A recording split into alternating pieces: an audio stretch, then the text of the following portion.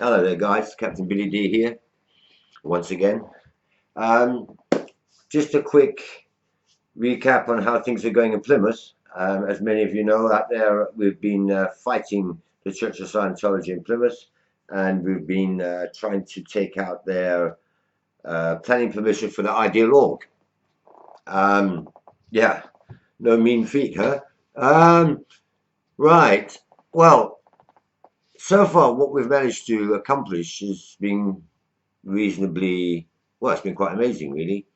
We gave out a few thousand leaflets, and we rallied in the streets, and we jumped up and down, and we waved our flags, and we did the usual type, raids, that we're all accustomed to. And then we got really serious, and we hired a hall, and we invited some residents, and we started to collect signatures, and we've got something like 130 signatures um, to present to the local council to, contest the planning permission for this iconic building. Now, while we were doing that, we took a lot of photographs and we put them online, and you've probably seen them around. Scientology, slave labor, true or false? Scientology disconnection, true or false? Photos of Carl Brennan, different photos. And somebody stuck one on the Plymouth Org site, and we saw it, and I thought,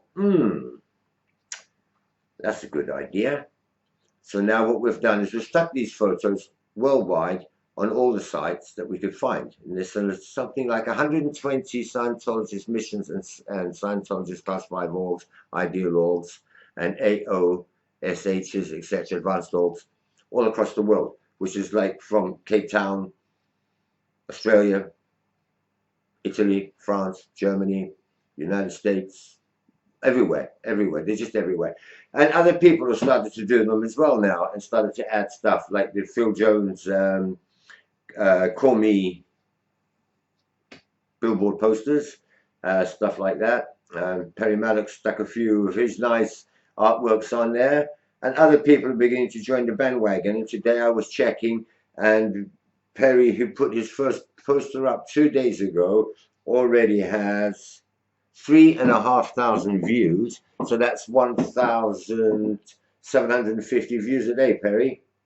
Go on, my son. The original photos that we put up are now on 25, heading for 26,000 views. Other people's photos, I don't know, because I don't know who they are, so I can't check the ratings as yet. Anyway, it's been a massive campaign. It's going very, very well. As well as Plymouth now being bombarded, this is spreading out across the rest of the world. So all you guys out there who are living in a town or a city near an org, or an org that's in your city, you can just log on to, just Google that org, and you can add photographs, Try not make it derogatory too much. Try and keep it clean so that there's no reason for them to take them down. Don't go in there screaming at, things that you can't say or shouldn't say. Just say things that are true, and you can make a little photographs and stick them on. And this will boost this, because we're only allowed so many photos per site, and I think it's 3 per person. So, we've got our 3 up. That'd be great. The Ideal Org program is going very, very well. The battle against the Ideal Org, it's going really well. We've got, as I said, 130 signatures. Now what we're doing is writing letters to health and safety, and to data protection, and fire brigade, and we're calling for an inspection of the building, because it's collapsing, the roofs are falling in, there's water running down through the electrics. It's a fire hazard. The church hasn't got the money in Evington Street to do up the Royal Fleet Club in Plymouth. They can't even pay their own bills. They're relying on the donations from the rich and wealthy from the southwest, like John Mappin from Tintagel, from the castle, Camelot. The idiot that's invited Donald Trump and offered him a knighthood. I mean, what a jumped up twat. I mean, this guy actually thinks Donald Trump's going to fly all over America to get knighted by a fake lord. yeah, and put his name to Scientology. I mean, can you believe this? The future possible president of the United States of America is going to believe that John Mappin is the reincarnation of King Arthur. Yeah, right. I'll love to see that helicopter touchdown. I'll be there with my camera.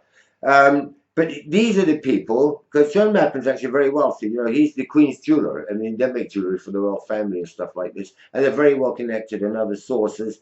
And they're very, very, very highly connected with the British government.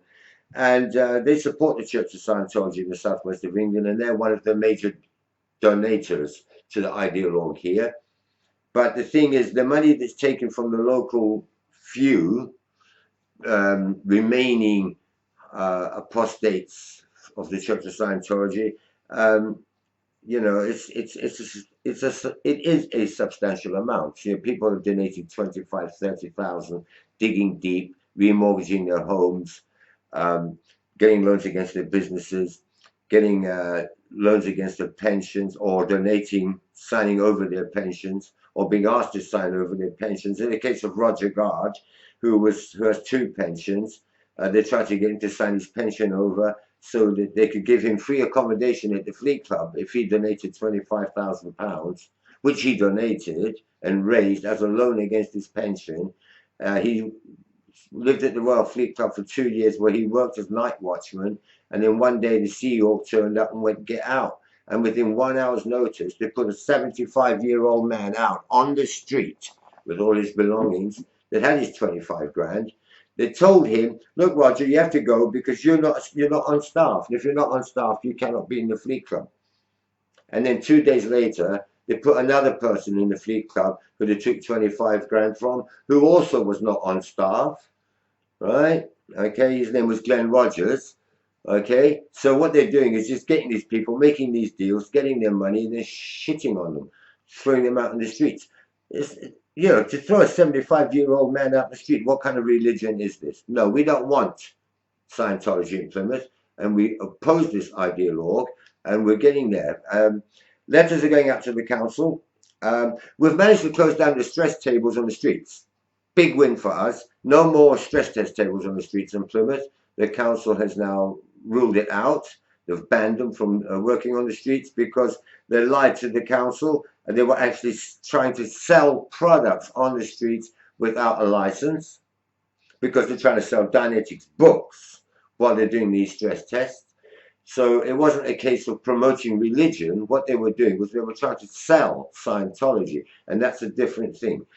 Asking for money, donations, and selling items on the street is not allowed without a license, and they didn't have a license. So they were taken down, and it took us about a month's work to get that, to accomplish that, but we managed to get it accomplished. And now they've applied for a license, but they've been told there are no more licenses, so they have to wait 5 years at least. So that's that. Bye-bye, Church of Scientology on Plymouth Street. So between our actions of taking down the stress test tables and cutting their communication to the public, and between our online picketing campaign, the Church of Scientology in Plymouth actually has got nowhere to run anymore. They've got to stay and hide in a little org, basically, which generates nothing. It does not generate any income. For the year and a half that I was studying in the Plymouth org, which wasn't that long ago, maybe in that whole year and a half, there were 2 or maybe 3 people at the most who'd come in and done a basic course at 30 quid. You know, so you're looking at negligible income. I mean, almost zero. So all the money that they're getting from these donations for these ideologues, they must be skimming off the top to keep their org open. They have to pay the rents for the building. They have to pay the lights, the water, the rates. They have to pay the council taxes. They have to pay the council tax for the Royal Fleet Club, which is a very big building. And they have to pay the council tax for that. And that's got to be in the region of a good £200 or £300 a month. All in all, the Church of Scientology needs just to survive about £2,500 to £3,000 a month. And they cannot earn that on 2 or 3 basic courses, which is at the most, that's all they've got. the only other people who are studying in the org are staff members. And we know what that means. If you leave, it's on your freeloader bill, right? But it's not money. Okay, so I think they're skimming off the pot. And that's how they manage to stay open. They will never open that ideal org in Plymouth. First of all, they've been poisoned now. The council are really not happy about the situation. We're trying to bring cases of fraud.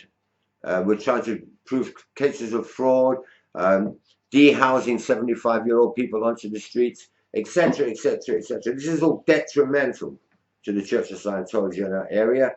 And yeah, wish us luck because the battle is raging. Thanks for listening, guys.